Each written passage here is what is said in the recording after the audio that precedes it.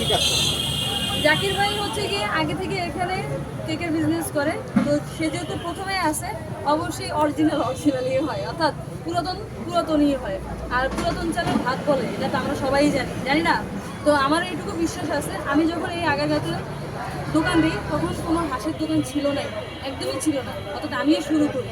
আলহামদুলিল্লাহ এখন আমার দেখা দেখে অনেক মানুষও করবে, সেটা ইন্সপায়ার করে আমাকে অনেক বেশি। তো আমার কিন্তু কোনো সময় লস হবে না, কারণ এতে আমার পপুলারিটি আরও বেশি বাড়বে। মানুষ জানবে যে ও দেখা দেখি ইন্সপায়ার হয়ে আরেকজনে হাঁস বিক্রি করতেছে।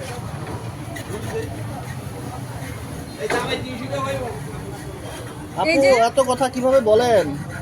চাপা ব্যাপা হয়ে যায়। এটা রয়েছে খোলাজালি পিঠা, যেটা চিটাগাং, নোয়াখালী, ফেনীতে খুবই পপুলার একটা পিঠা। যেহেতু আমরা রাস্তায় ব্যবসা করি, 100% অ্যাকুরেট নোয়াখালী, চিটাগাং, ফেনীর মতো রাখতে পারবো না। বাসায় যখন পিঠা বানানো হয়, 10-20টা পিঠা বানানো হয়, ওটার সাথে শুধু পিঠার কম্পারিজন করা যাবে না, কারণ এখানে আমরা বিজনেস করতেছি। আর 100% নোয়াখালী, ফেনীর মতো হবেও না, আমরা পারবো না, রাখতেও পারবো না। কারণ বাসায় বানানো আর হচ্ছে গিয়ে দোকানে বিক্রি করা আকাশ পাতাল ডিফারেন্ট। একটা হচ্ছে আপনি বাসায় শখের বসে সবাই পরিবার নিয়ে খাবেন, আর একটা হচ্ছে দোকানে আরেকজন প্রফিটের জন্য হচ্ছে বিক্রি করবে। কখনোই কি ম্যাচ করবে? অবশ্যই না। আপনার এটা